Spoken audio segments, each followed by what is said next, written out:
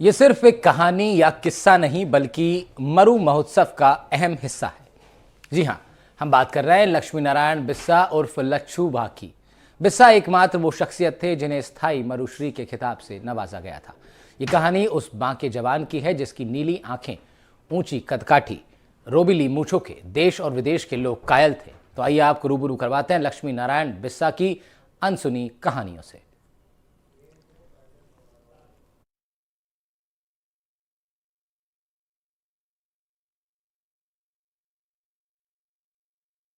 1988 में मरु महोत्सव के साथ ही जैसलमेर में पर्यटन का बूम भी आया।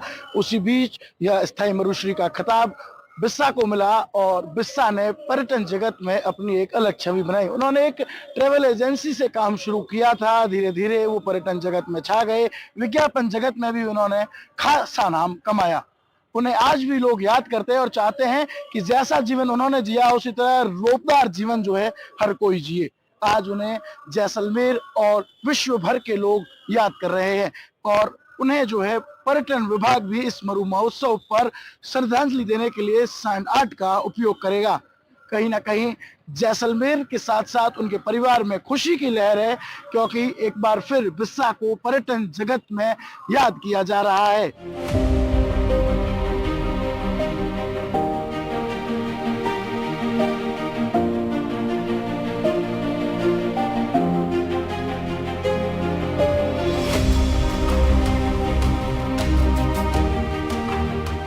लक्ष्मी नारायण बिस्सा का नाम देश में ही नहीं बल्कि विदेशों में भी काफी मशहूर है। राजस्थान के पर्यटन जगत के साथ साथ लक्ष्मी नारायण बिस्सा ने विज्ञापन के क्षेत्र में भी अपनी अलग पहचान बनाई और यही वजह है कि विज्ञापन जगत में भी बिस्सा छाए रहे।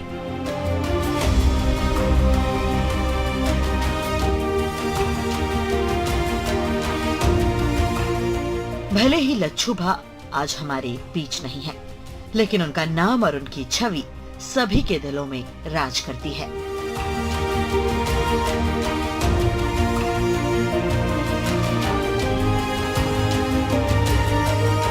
आपको बता दें कि बिस्सा का निधन 8 जून 2012 को कैंसर की वजह से हो गया था।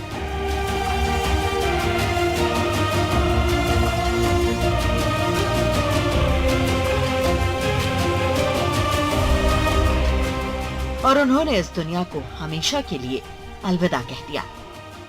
पर्यटन विभाग उन्हें याद करते हुए सैंड आर्ट के माध्यम से श्रद्धांजलि देगा।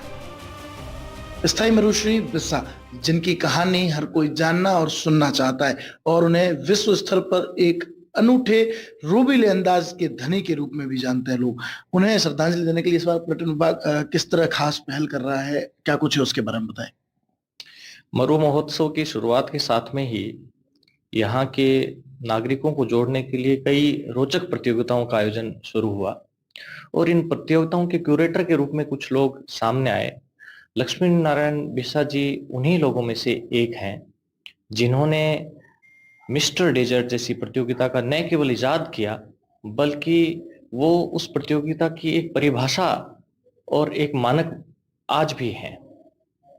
लक्ष्मी नारायण जी ने जो मानक इस प्रतियोगिता के लिए तय किए, वो मानक न केवल जैसलमेर में बल्कि दूसरी जगहों पर पर्यटन विभाग के जितने भी कार्यक्रम होते हैं उनमें भी एक स्टैंडर्ड के रूप में इस्तेमाल किए गए, उनको जगह दी गई। उनके इसी योगदान को पर्यटन विभाग इस साल दोबारा याद करते हुए उनके लिए एक विशेष सैंड आर्ट की प्रस्तुति जो है हमारे स्टेज के सामने और खूड़ी पे देने का प्रयास कर रहा है, जिससे कि लोग उनके द्वारा किए गए इस अविस्मरणीय योगदान को हमेशा याद रखें और पर्यटन विभाग भी उनको वापस उनकी जगह दे। कहीं ना कहीं बिस्सा को फिर याद किया जा रहा है। लगातार 3 बार मरुश्री रहने के बाद वो स्थायी मरुश्री का खिताब जीते और उन्हें एक जज के रूप में देखा जाता। तो उन्होंने कई मानक तय किए जो जैसलमेर सहित प्रदेश भर में होने वाली प्रतियोगिताओं में पर्यटन विभाग ने उसे एक स्टैंडर्ड के रूप में लिया और आज उन्हें फिर याद किया जा रहा है। मरु महोत्सव में उन्हें सैंड आर्ट के माध्यम से श्रद्धांजलि दी जाएगी। कौन उन्हें सैंड आर्ट के माध्यम से श्रद्धांजलि देने वाला है और एक कलाकार किस तरह कलाकार के चेहरे को करेगा, उससे भी जानकारी आप तक पहुंचाएंगे और साथ ही साथ हम रूबरू होंगे उनके परिवार से भी। तो आइए चलते हैं और जानते हैं कि क्या कुछ कहानी है उस शख्स की जिसने शुरुआत तो शून्य से की थी लेकिन शिखर तक गए और आज भी उनकी यादें लोगों के दिलों में जिंदा है। मरु महोत्सव में बिस्सा का सैंड आर्ट बनाने वाले सैंड आर्टिस्ट महावीर ये बताते हैं कि वो खुद को भाग्यशाली मानते हैं कि उन्हें स्थायी मरुश्री बिस्सा जैसे महान व्यक्ति का सैंड आर्ट बनाने का मौका मिल रहा है और ये एक आर्टिस्ट का आर्टिस्ट के लिए सम्मान होगा। स्थायी मरुश्री बिस्सा को श्रद्धांजलि देने के लिए सैंड आर्ट के माध्यम से उन्हें याद किया जाना है। इस मरु महोत्सव में उनका सैंड आर्ट बनाने वाले आर्टिस्ट महावीर हमारे साथ है। महावीर जी, किस तरह जो है वो ये सौभाग्य आपको मिला है, उनकी जो तस्वीर है उन्हें देखकर हर कोई खुश होता है और आपको जो है एक आर्टिस्ट होते हुए आर्टिस्ट को जो है वो श्रद्धांजलि देने के लिए सैंड आर्ट का माध्यम बनने का मौका मिला है।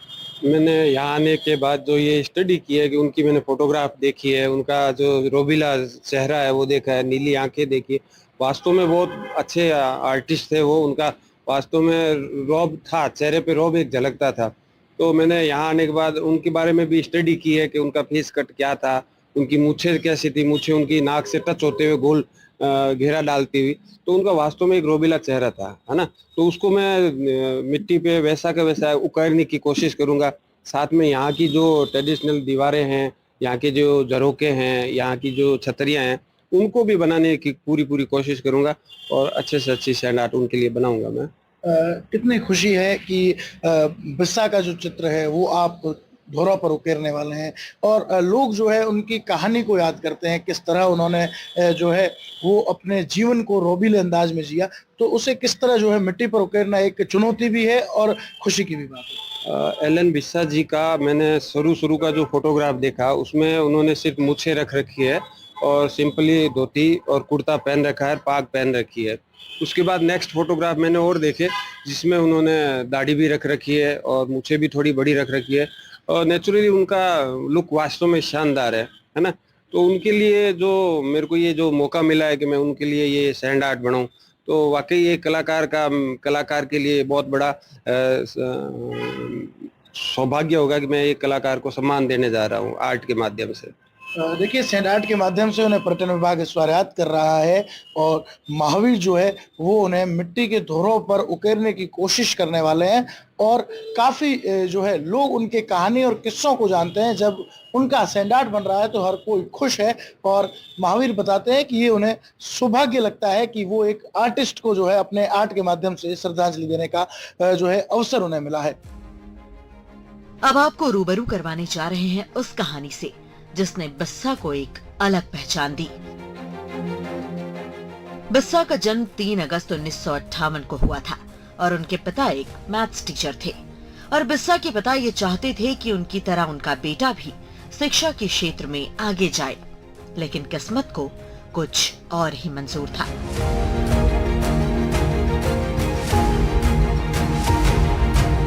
और ठीक उसी समय जैसलमेर में पर्यटन तेजी से आगे बढ़ रहा था, इसलिए बिस्सा ने एक ट्रैवल एजेंसी खोली और पर्यटन से जुड़कर काम करने लगे। इसी बीच साल 1988 में पहली बार मरु महोत्सव का आयोजन हुआ और बिस्सा ने इसमें हिस्सा लिया। प्रतियोगिता शुरू हुई तो बिस्सा की नीली आंखों, ऊंची कद काठी और रोबीली मूंछों को देखकर निर्णायक भी उनकी इस चमक के मुरीद हो गए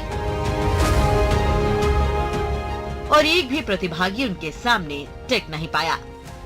यह सिलसिला 3 साल तक लगातार चलता रहा।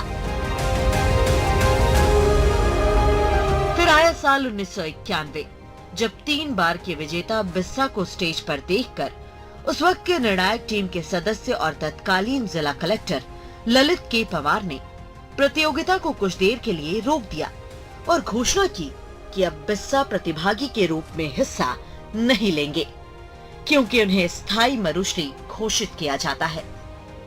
बस इसी के साथ बिस्सा को विश्व पटल पर पहचान मिली।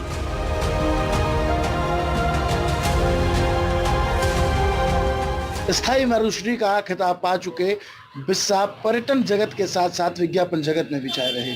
इस कहानी की शुरुआत कहाँ से हुई और किस तरह उन्हें यह खिताब मिला, इसे जानते हैं उनके बेटे अनिकेत हमारे साथ। अनिकेत, किस तरह ये सिलसिला शुरू हुआ था? पहली बार मिस्टर डेजर्ट कंपटीशन जब मरु मेले में शामिल किया गया, वो 1988 की बात है। उस समय मेरे पिताजी के कुछ मित्र थे, उन्होंने सजेस्ट किया कि आपको जो है इसमें भाग लेना चाहिए।